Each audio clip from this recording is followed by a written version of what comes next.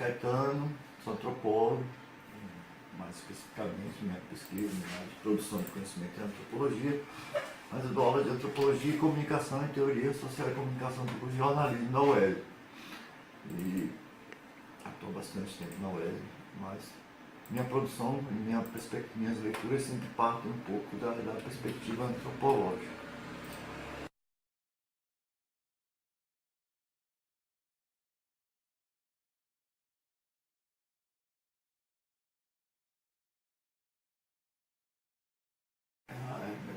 Nós não podemos chamar de um movimento, né? Da mesma forma que a gente não pode, apesar das pessoas falarem escola de Franco, não era um grupo de pessoas com ideias comuns e que se conhecessem, que fossem amigos e que concordassem em tudo como o professor antes estava colocando.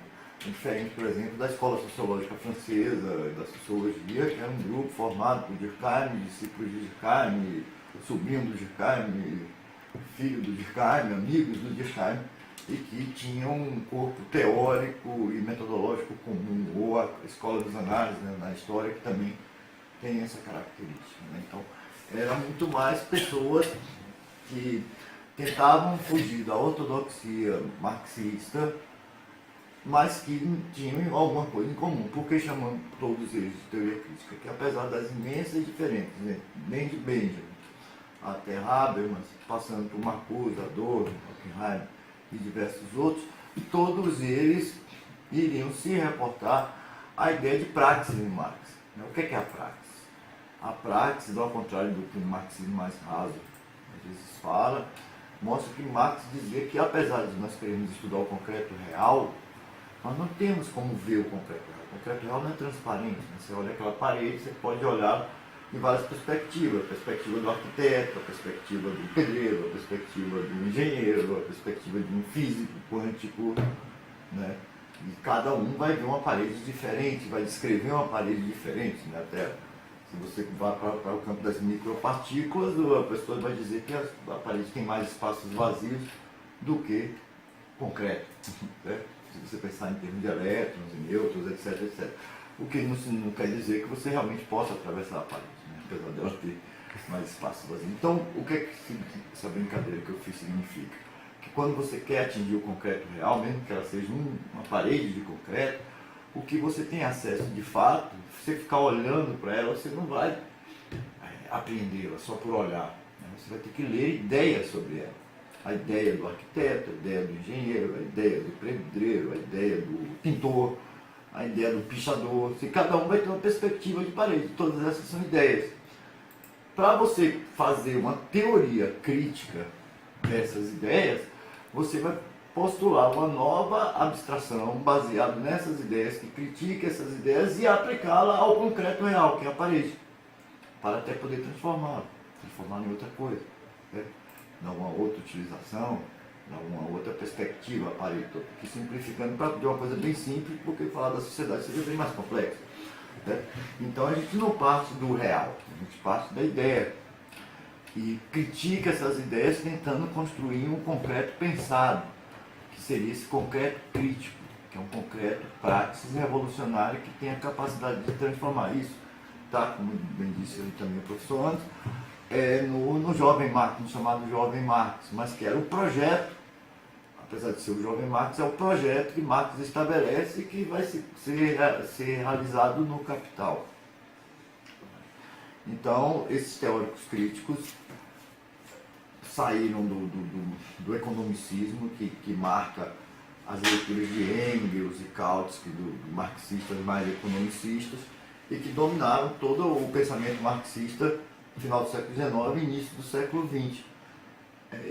E com essa, vamos dizer assim, essa ruptura dentro do marxismo, que foi não só a escola de Frankfurt, todos esses autores que eu citei, como também na Itália o Gramsci, seguindo um caminho sozinho, que também faz uma ruptura com a ortodoxia marxista, e aí poderíamos dizer que se inaugura uma perspectiva marxiana.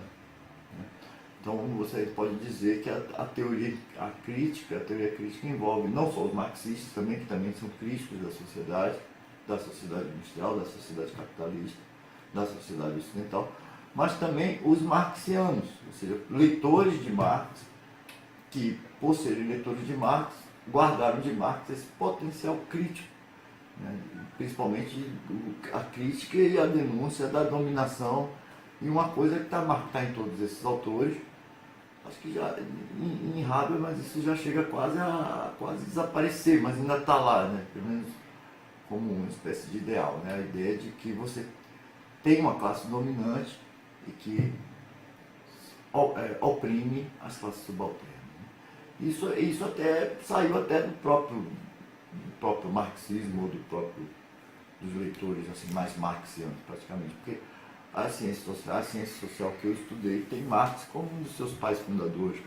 Todo cientista social decente, pelo menos, tem que ler Marx, o que significa que ele não que ele seja nem marxista nem marxiano, mas conhecer os conceitos sociológicos fundamentais que Marx construiu, luta de classe, dialética, o real relacional, isso é fundamental. E nesse sentido, a obra do Marcuse, ela é crítica dentro dessa teoria crítica. Ele, de certa forma, esse livro é publicado em 1964, e ele vai se diferenciar, inclusive, da própria perspectiva de criticar a cultura de massa, e etc, porque era um discurso bastante forte em Adorno, em Horkheimer, nesses autores mais ortodoxos assim, da chamada Escola de Frankfurt. Aí você pode... Deixa eu dar pausa aqui.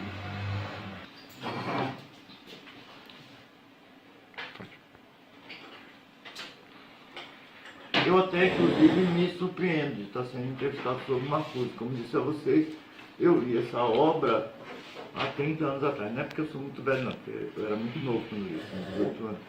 E, na época, Marcuse era um autor, assim, muito ligado à ideia de contracultura, de oposição à sociedade industrial, etc, etc. E daquelas pessoas que não queriam ser Foucaultianos, por exemplo, que o Foucault estava muito marcado com determinadas opções e questões de sexualidade e tal, etc., mas que também não queriam ficar na leitura apenas do Marx, né? Na época, assim, ler Weber, ler Durkheim, você nem tinha praticamente textos bem traduzidos de Marx, de Weber, de Durkheim no Brasil, assim, era muito pouca coisa, ou então eram muito mal traduzidos. Então Marcuse era uma opção dentro do marxismo, que era dominante nas ciências sociais, com um marxismo que diferia um pouco, né? E um marxismo muito mais ligado como eu falei, essa ideia de contracultura. Após a queda, depois disso, com a ascensão do Habermas, então, como a expressão um dos expoentes da Escola de Frankfurt, me pareceu que Marcuse foi esquecido, eu próprio. Fiquei praticamente 30 anos, eu fui voltar a ler Marcuse quando eu fui dar comunicação e cultura para... E aí, como ele tem uma produção muito importante sobre cultura, e eu já dava Habermas em comunicação e sociedade, eu resolvi retomar Marcuse e descobri Benjamin, que eu nunca tinha lido, né? Um autor assim, talvez até mais de análise cultural mesmo, dentro da cultura talvez mais criativa até do que o próprio Marcuse. Então, eu não sei se houve realmente uma influência do Marcuse nos últimos 30 anos dentro da produção das ciências sociais. E quando eu comecei a fazer pesquisa sobre ele, eu vi que atualmente tem muita gente lendo Marcuse, falando, retomando essas ideias do homem unidimensional. Talvez por conta dessa crise de identidade de esquerda e direita que a gente tem vivido, né? E Marcuse dá para a gente permanecer mais ou menos vivo, fazendo isso aqui. Há alguma revolução possível ainda dentro dessa crise toda, né? A gente não precisa cair no niilismo. Eu acho que, apesar de Marcuse criticar a racionalização, criticar a razão, ele não cai assim nesse lugar comum da irracionalidade, do tudo é tudo, nada é nada. Nele a ideia é sempre, ou seja, ele mantém esse pé na crítica e na possibilidade da transformação, ainda que ele não acredite em várias coisas, como por exemplo nessa coisa do operariado como uma espécie de messias, e de que a classe operária, os sindicatos vão realmente revolucionar o mundo, porque não só os estados totalitários oprimem o ser humano, como as próprias ideologias, as próprias contra-ideologias, assim, no sentido gramsciano, elas acabam oprimindo também, né? Quando você obriga que todas as pessoas tenham um pensamento classista, ou quando você pega uma determinada perspectiva feminista, por exemplo, e pensa que feminismo é agir de tal forma, e tal forma, e tal forma, essa busca da liberdade que está na esquerda e está na direita, e que a gente esquece que essa ideia de buscar a liberdade não é nada mais, nada menos que um projeto liberal. O projeto liberal é essa ideia de buscar a liberdade. E, no fim das contas, tudo isso é bastante complicado. A gente acaba perdendo muitas práticas humanas que são revolucionárias, que transformam a realidade, mas que não estão, assim, necessariamente dentro desse molde, nem pela sociedade totalitária, nem pela sociedade industrial. Se a gente é oprimido, acho que talvez já esteja entrando aí na outra questão, mas se a gente é oprimido na sociedade totalitária politicamente politicamente, militarmente, né, fisicamente talvez, na sociedade industrial você é oprimido pelo consumo, pela necessidade de consumo, né? Se você não tem determinado carro, determinado tipo de casa, se você não veste determinado tipo de roupa, se você não, sei lá, não tira férias e vai viajar para o exterior, ou vai fazer safari na África, você não é nada, né? Então você acaba, a própria ideia do operariado, né? Quando você cai no sindicalismo, por exemplo, de ganhos, é a ideia de que você resolveria o problema do operariado se todo mundo tivesse dinheiro para consumir. E a gente esquece que o consumo, ele vem da propaganda, né? E eu acho que nisso o Marcuse é bastante antecipador de várias coisas, né? Porque a questão é o seguinte, né? Se desse direito, imagine, pensem bem assim, né? Vamos pensar, vocês são de conquista? São, né? Mas então vocês conhecem como é que se vive em conquista, né? Eu sempre coloco para meus alunos, imagine se todo chinês e todo indiano, que representa aí 3 bilhões de pessoas, resolvessem viver como todo conquistense quer viver.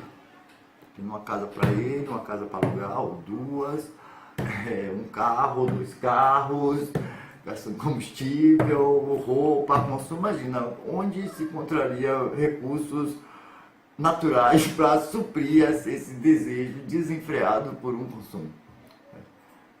Aço, metal, combustível, estrada, onde é que ia botar esses carros todos, né? Eu tenho engarrafamentos milhares de quilômetros e tal, você acabaria tendo uma vida impossível. Então acho que Marcuse, de certa forma, não que ele fale disso necessariamente da ecologia, mas ele antecipa até certas visões da ecologia, daquela de abandonar o consumo, de tentar reduzir, reutilizar, reciclar, e não a ideia de que a felicidade viria de todo mundo consumir tudo o que quisesse.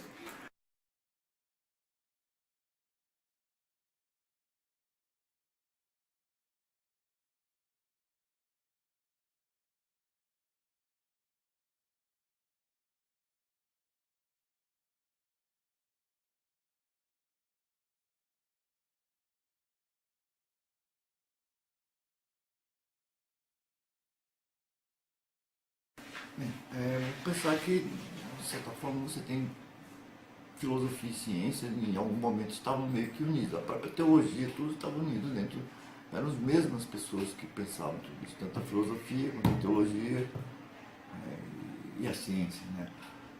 O Galileu foi financiado pela Igreja Católica. O pessoal disse, não, que a Igreja Católica atrasou a ciência, mas se Galileu pôde pesquisar é porque ele era sobrinho lá de um papa e foi financiado pela Igreja. Por isso que a Igreja tinha esse poder todo sobre a produção dele. E pôde, inclusive, eliminar determinadas pessoas que tinham pensamentos discrepantes do pensamento eclesiástico. Mas pensando mesmo nessa coisa da filosofia e da ciência, a gente pode pensar o seguinte, existe um pensamento analítico, né, que é o que é. Você vai tratar apenas do que é, de como as coisas são. E esse pensamento analítico, ele pode ser não crítico, pode ser ortodoxo, ou pode ser um pensamento crítico. Agora, quando você parte para um que deve ser, você parte para um pensamento prescritivo.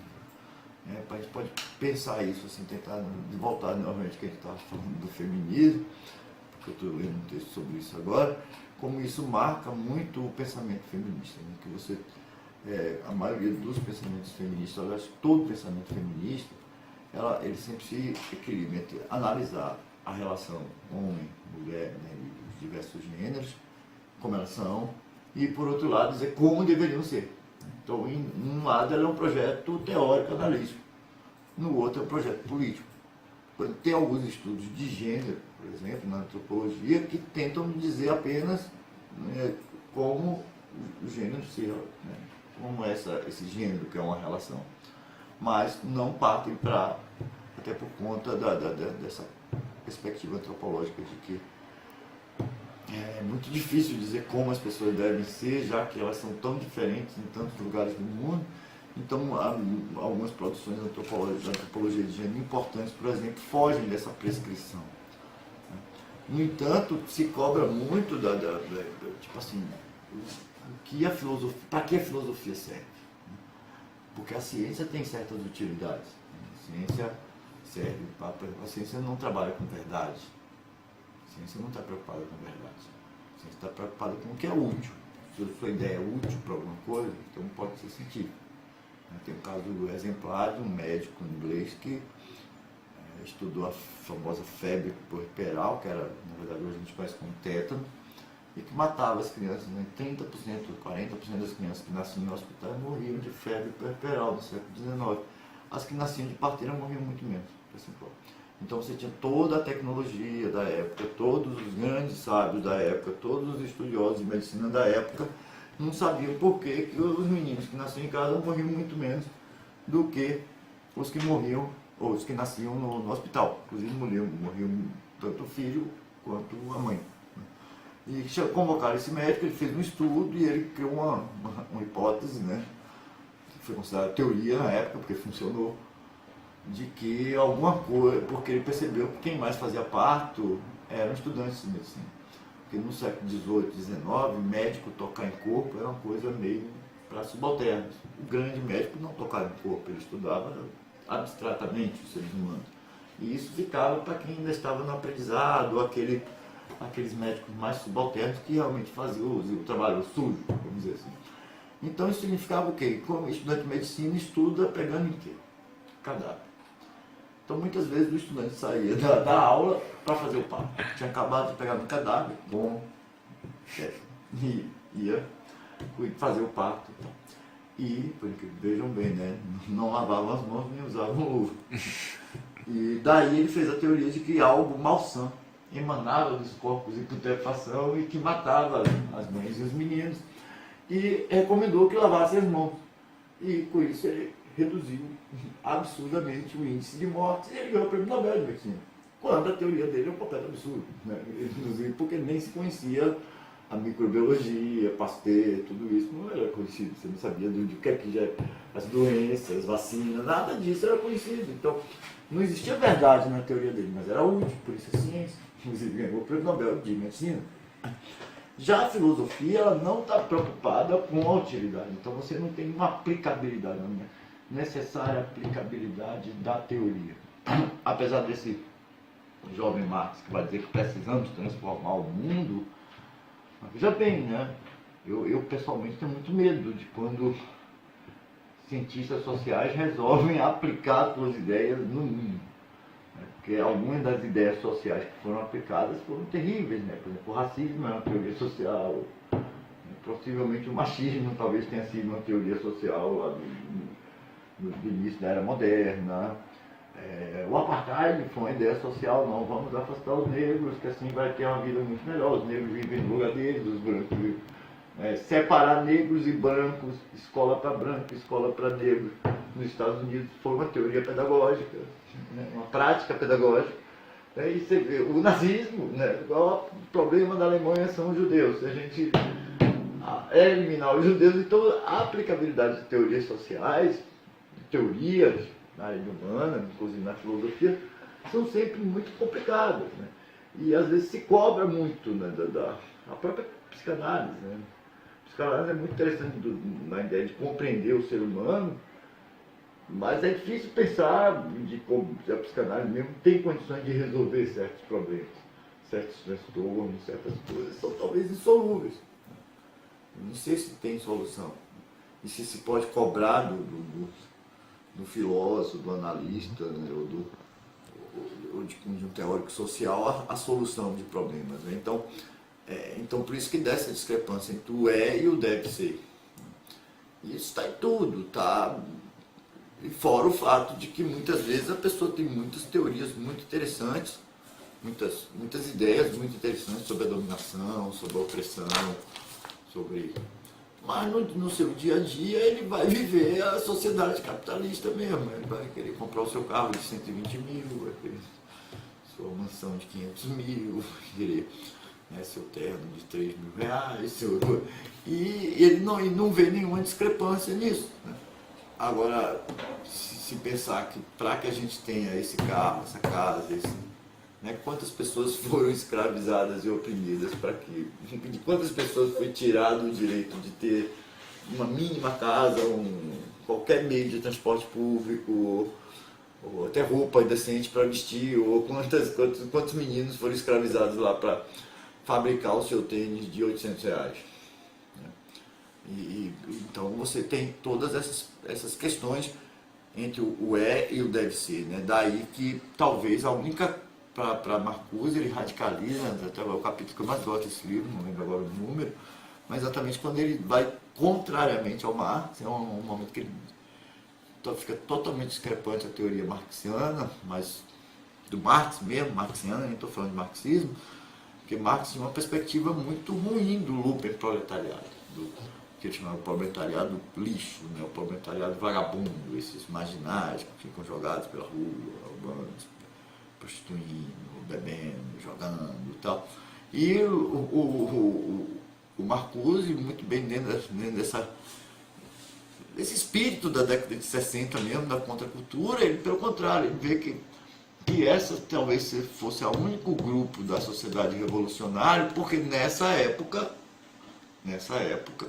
essas pessoas não tinham sido atingidas pela mídia, pela televisão, pelo rádio, pelos jornais, que seja na sociedade totalitária, seja na sociedade industrial, nos passam as ideologias, essa ideologia da sociedade industrial. Qual é a ideologia? Aí eu reportaria um outro livro dele, que é a ideologia de que o homem tem uma dimensão só. Né? Que o homem tem como dimensão crescer, progredir, enriquecer. E isso não sei se é realmente né?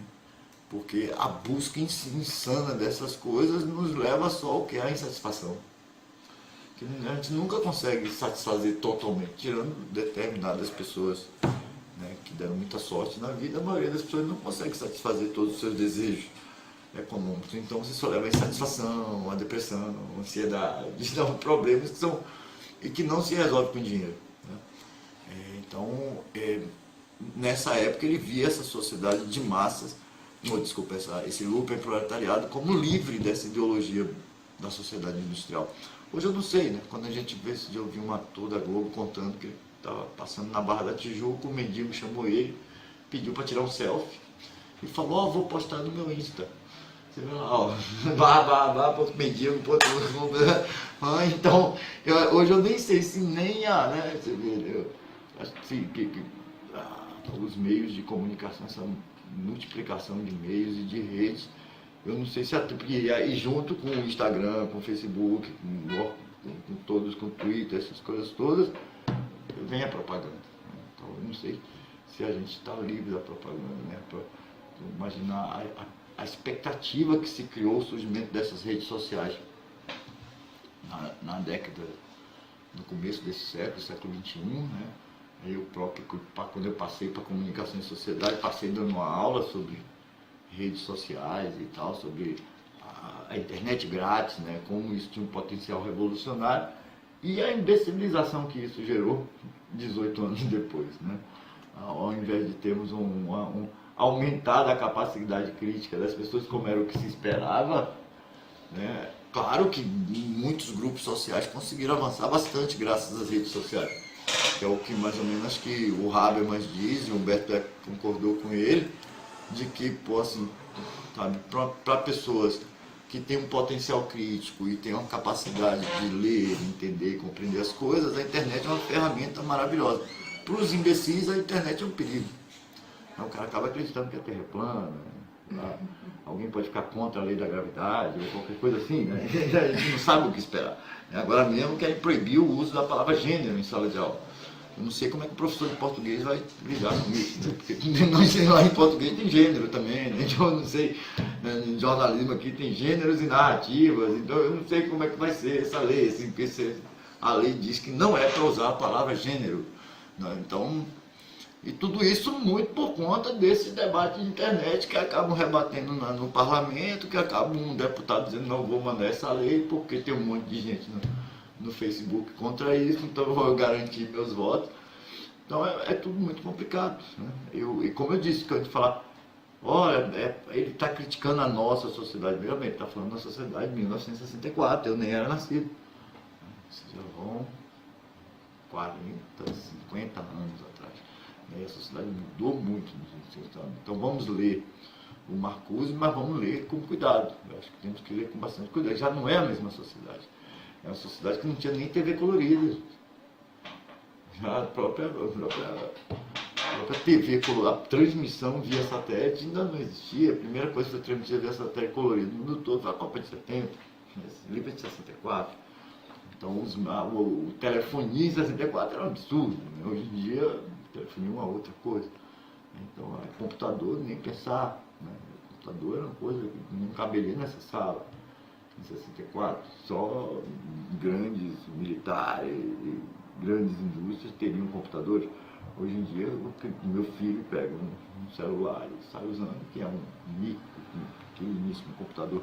Então temos que guardar as devidas proporções. Agora, isso não nega que essa crítica principal dele, de que a sociedade industrial ela é opressora, seja no totalitarismo, seja nas chamadas democracias. Porque ela nos oprime exatamente por esse caráter unidimensional dela. O que é importante é produzir e consumir, produzir e consumir.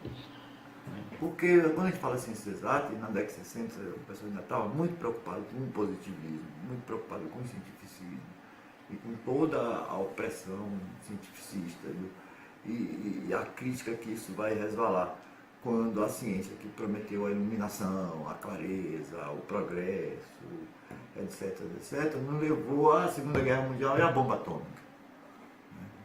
O ápice da ciência nos levou ao ápice da destruição.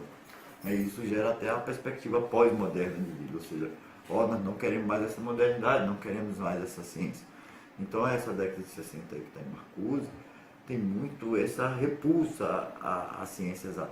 Até a coisa, né, da contracultura, de você ir buscar os conhecimentos orientais, o Tao, o Xing, a meditação, etc., etc., como uma fuga dessa racionalidade cientificista positivista. E nesse momento se critica essa desvalorização das ciências humanas e sociais, e filosofia, né? E aí vem duas reações. Uma, aquela ideia, não, nós também somos ciência, então vamos mostrar que nós, cientistas humanos, também podemos fazer uma ciência rigorosa, papapá.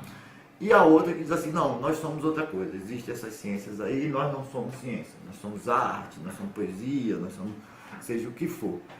E isso tinha uma certa validade nos anos 60, mas atualmente a revolução quântica dentro das ciências exatas, eu fui, na primeira graduação que eu comecei foi química, então não tenho problema nenhum com as ciências exatas, não tenho medo delas, nem respeito demasiado por elas, né? Dentro da revolução quântica, os próprios físicos, esse dia Luiz da Cia, que é físico aqui da UES, estava colocando que era incrível como muitos cientistas sociais não estavam cientificistas.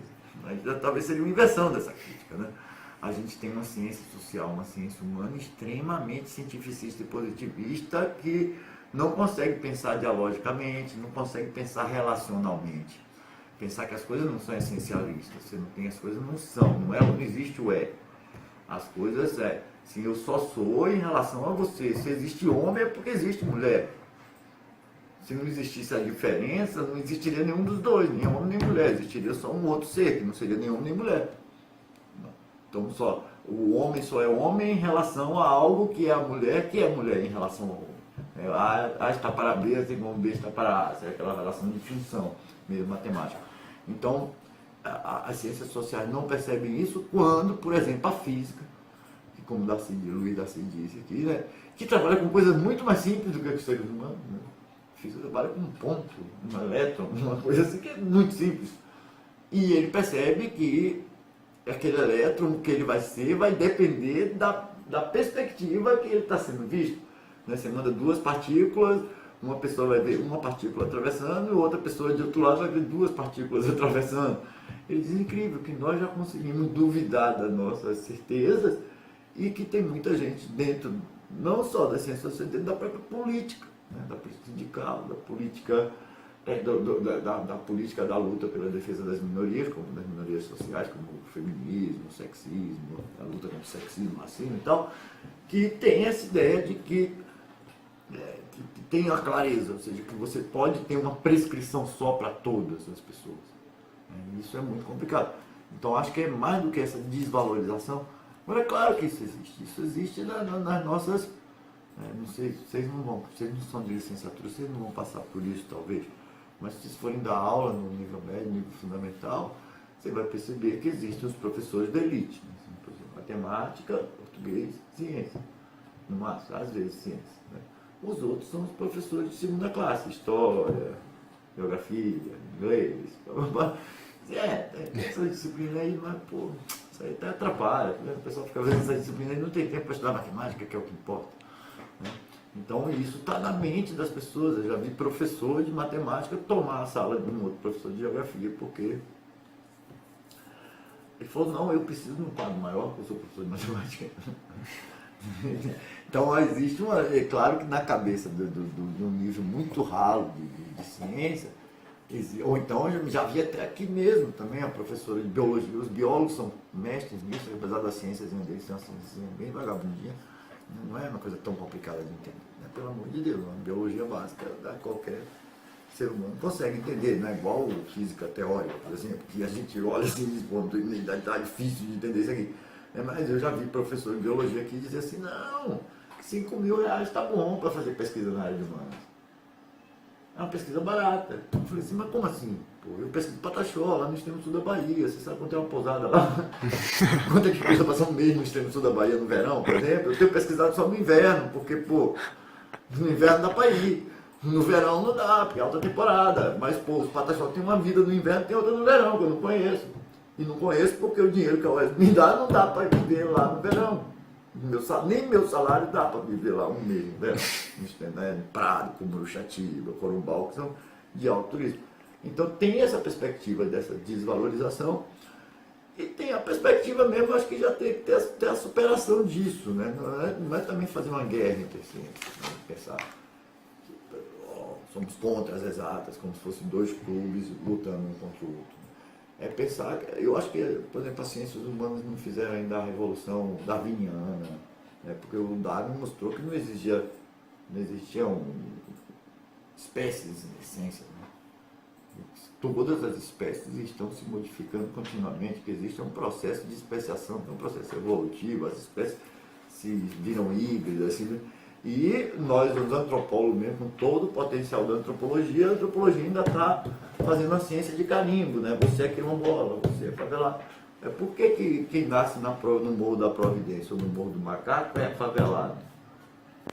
Se são grupos de negros que fugiram da escravidão e ocuparam determinadas terras na periferia da cidade, ninguém tem culpa se depois a cidade cresceu e eles se tornaram favela dentro da cidade. Então por que num caso você manda o INCRA e no outro caso você manda a Polícia Militar? Num caso você manda o INCRA e chama de quilombo, remanescente de quilombo. No outro você manda um OPP e manda, né, dar tiro e porrada e bomba. Então a gente precisa parar com essa mania de carimbo. Né? Aqui a gente tem um caso típico, o que está bombando agora é a questão afro-indígena. Né? Por exemplo, os estudiosos de negros sempre formaram um feudo intelectual próprio. Os estudiosos de índio formaram outro feudo intelectual próprio. Então eu, para além desse negócio de desvalorizar as ciências humanas e a filosofia em relação às ciências exatas e natureza, eu às vezes eu vou numa perspectiva mais antiga, de pensar talvez aquele conhecimento mais naturalista, que a gente tem que pensar em interdisciplinaridade, não assim de eu querer falar da ciência não é eu querer falar da filosofia, que é a área de antes, nem antes querer falar da antropologia, que é a minha área. Mas que quando eu falo de antropologia, antes eu tenho a competência de me entender. E quando ele falar de filosofia, eu tenho a competência de entender dele, e não ficar cada um no seu feudo, sem lançar pontes, sem lançar cruzamentos. E às vezes esses feudos estão dentro das próprias áreas de filosofia e de humanas, né? Determinado, por exemplo, os estudos de negros, os estudos de índio. Aí você chega aqui, o paneleiro, você vai no paneleiro, que é um remanescente quilombo aqui em Conquista, ele diz, não, nós sim somos filhos de remanescente quilombola, mas nós também somos filhos do Batalha, que são indígenas. E aí, eles são o quê? Qual o carinho que você bate? Você pega grupos lá do extremo sul da Bahia que lutam capoeira e dançam auê. Capoeira é negra, afrodescendente, o auê é pataxó. E aí, qual é o caminho? Então a gente precisa repensar nossos valores, repensar essas relações entre as ciências e não ter mais esses medos do século XIX, né? Medo do biologismo, medo do cientificismo, medo do positivismo. Eu acho que isso já não tem mais razão de ser.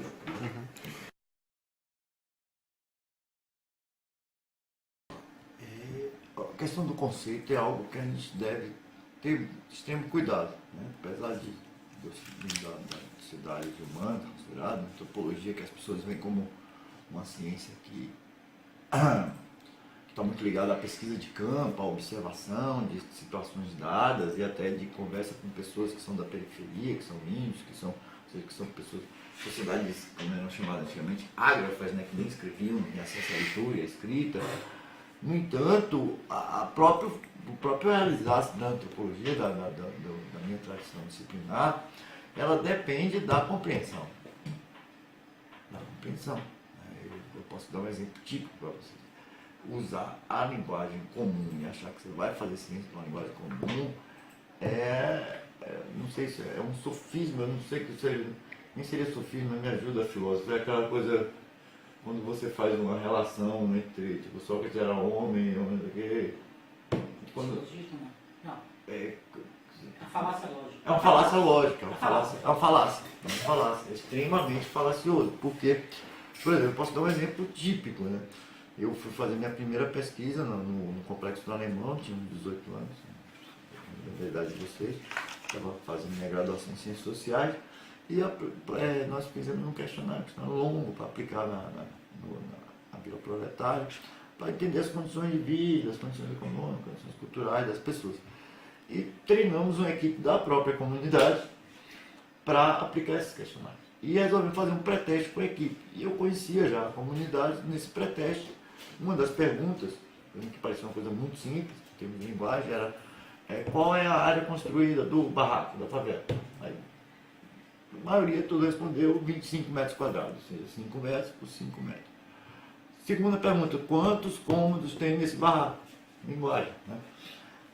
Aí, na própria pré-teste que a gente estava fazendo, 3 cômodos, 4 cômodos, 5 cômodos. Eu falei, não, peraí, gente, logicamente não faz sentido. Como é que tem 25 metros quadrados, seja um lugar menor do que essa sala aqui, e você dividir 5 cômodos aqui? Então as pessoas dormem em pé, como é que é isso, né? Não tem como você... Não, são 5 cômodos. Eu falei, não, gente, não são 5 cômodos, eu conheço a casa de vocês, não são 5. Não, são 5 cômodos sim. Eu falei, como assim? Ele, tem um cômodo de baixo, tem um cômodo em cima, tem o outro. Então eu percebi que cômodo era andar. Num primeiro momento eu falei, tá, então é só a gente compreender cômodo como andar, que beleza, se resolve. Não é só uma questão de usar a linguagem comum apenas. É uma questão de você fazer uma etnografia, uma contextualização de como a palavra é usada. No início da minha compreensão, quando eu fiz o primeiro relatório para a ONG, que contratou a pesquisa, eu só expliquei isso. Olha, nós estamos falando aqui de cômodos, mas a gente tem que perguntar cômodo, porque eles falam cômodo, mas o que eles estão se referindo mesmo são a andares.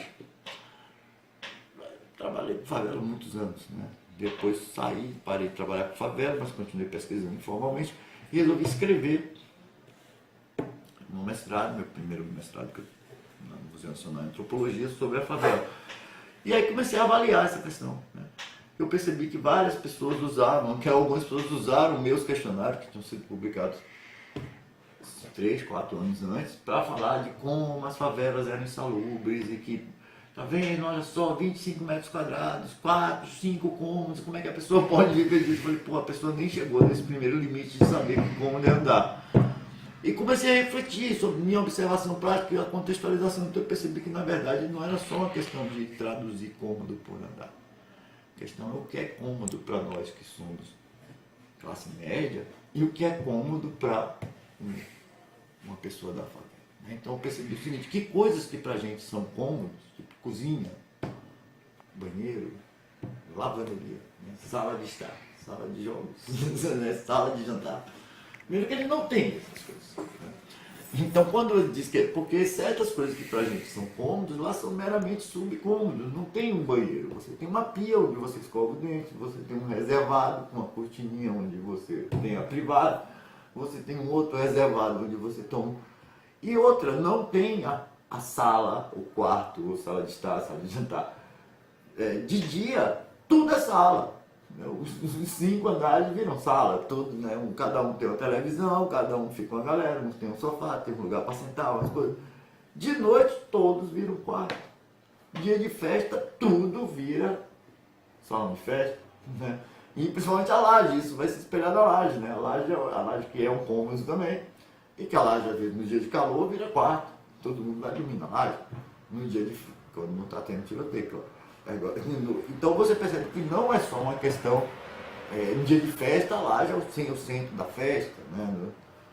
Quando você vai receber os amigos, está no calor, a laje vira sala. Isso seria impensável no ponto de vista burguês. Então, não é só você pode até usar, eu estou só querendo radicalizar você, você pode usar a palavra nativa, vamos dizer assim, a palavra popular, mas não pensar, não é empobrecer a linguagem da ciência. Pelo contrário, você tem que contextualizar, ver o que é que significa essa palavra para as pessoas.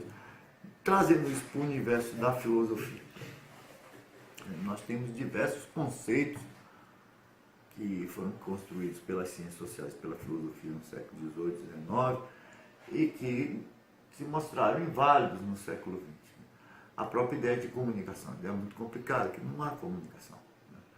Talvez, eu não sei qual a idade de vocês, mas para vocês talvez seja estranho isso. Quer dizer que as pessoas não se compreendem. Ninguém compreende ninguém. Isso aí está em Wittgenstein, está em Merleau-Ponty, está em diversos filósofos. Ninguém compreende ninguém. Na verdade, quando você está falando, eu estou aqui criando um pensamento sobre o que você está falando e eu converso com esse pensamento que eu criei na minha cabeça. E aí eu falo, você, por sua vez, cria esse pensamento sobre o que eu estou falando agora. E agora, para a gente que já está mais velho, já foi casado, algumas vezes, a gente sabe isso, porque a pessoa é casada há 10 anos e não se compreende. Se fosse possível mesmo a compreensão entre duas pessoas, né, todo casamento com mais de 10 anos daria certo, as pessoas se compreenderiam. Pelo contrário, a pessoa passa 10 anos dialogando e um está falando banana, o outro está falando maçã, ou um está falando alho, o outro está falando cebola, e não se compreende. E pensando até psicologicamente, já que a gente tem talvez 1 ou 2 ou 3, ou já se fala, tem 7 selfies dentro da gente, né? 7. Você teria várias personalidades dentro de você não compreende nem você próprio. Você às vezes pensa uma coisa de você e num determinado momento você toma uma atitude que depois você faz de, pô, eu tive coragem de fazer isso. Então você talvez não compreenda nem a si próprio. Então a compreensão entre consciências é uma impossibilidade. O que não significa que a gente vai partir para tudo é tudo ou nada é nada, né? Que seria essa ideia de usar a linguagem popular. Pelo contrário, nós temos que construir conceitos e categorias mais rigorosas que descrevam a realidade de forma mais precisa, mais rigorosa, mais flexível, né? Eu pego um exemplo, essa ideia da realidade, é dizer que a modernidade é líquida, né, do Bauman. Eu sempre fico na dúvida se realmente a modernidade é líquida ou se agora na modernidade nós temos conceitos que nos permitem compreender que a realidade é líquida. Talvez não seja que a realidade antes fosse sólida e que agora a realidade é líquida. Talvez os conceitos que a filosofia e a sociologia, a antropologia, a ciência política que eram muito rígidos E por isso enrijeciam coisas que eram muito fluidas, muito... E que a ruptura dos paradigmas, a construção de novos conceitos, muito mais relacionais, menos essencialistas, nos permitiu perceber que as pessoas são líquidas, que tudo é muito fluido, que tudo se mistura muito, tudo se mescla. Né? Voltando àquela questão, quando a gente fala da mistura dos índios, do índio misturado, do caboclo, eles dizem, não, isso foi causado pela sociedade capitalista ocidental que chegou. Mas quem disse que antes de Cabral chegar aqui, que os índios ficavam lá, não, eu sou Tupinambá, você é Tupiniquim, você... não tinha cerca, não tinha muro, não tinha carimbo, não tinha carteira de identidade para cada um. Né? Você pensa assim, não, mas como é que pode? É índio ou é quilombola? Por quem disse que os negros chegavam aqui, que fugiam para o mato, que não se juntavam com Índia? E talvez uma boa parte desses quilombos foram formados por negros e por mulheres índias, né, que era com quem eles aprendiam a coletar as plantas. Imagina, eles conheciam as plantas da África, dos materiais da África, das madeiras da África. Aqui eles tiveram que aprender com quem? Então talvez os nossos conceitos é que não são tão rigorosos, né? Os nossos conceitos é que eram muito rigorosos e que a ruptura de paradigma... Agora, o que não quer dizer usar qualquer tipo de linguagem. Né? Pelo contrário, acho que a gente tem que tornar mais rigoroso nesse conceito. E para isso foi o quê? Você tem que ter contextualização, tem que ter investigação, tem que ter comparação com a realidade para ver se seu conceito, tentar não impor sua teoria à realidade, mas adequar a sua teoria, né? Não adequar a realidade à sua teoria, mas a sua teoria à realidade, que é essa a função da teoria crítica. Fundamentalmente é você, entre a teoria e a realidade, você sempre dá a vez a um empírico. E não a sua pretensão de sapiência e tal. Então penso que é mais ou menos isso. Isso está em Foucault, gente, está em, né, tá em diversas coisas, né, em diversos autores. Está em Foucault, está em Bourdieu, está no próprio Habermas, está em Deleuze e tal. Pessoas que construíram, né, tá em toda a antropologia pós-moderna, que construíram uma ruptura com os paradigmas antigos. Agora, só lembrando que ruptura com os paradigmas antigos não significa que a gente vai deixar de ler Marx, deixar de ler Durkheim, deixar de ler Weber. Pelo contrário, você só rompe com aquilo que você já teve algum contato. Você não rompe com você vocês nunca romperam com um chinês. Você provavelmente já rompeu com um chinês, porque você esteve próximo dele. Você não vai responder, né? Você não vai brigar com um monge do Tibete, porque você provavelmente não vai encontrar nenhum para brigar. Então você só rompe com aquilo que você já esteve ligado algum dia. E você só ultrapassa, muita gente diz assim, não, mas esses conceitos estão ultrapassados. Mas para ultrapassar um conceito, você tem que atingi-lo primeiro. Então você tem que atingir esses conceitos, compreender esses conceitos do passado rígidos e tentar superá-los a partir dos novos conceitos. Agora,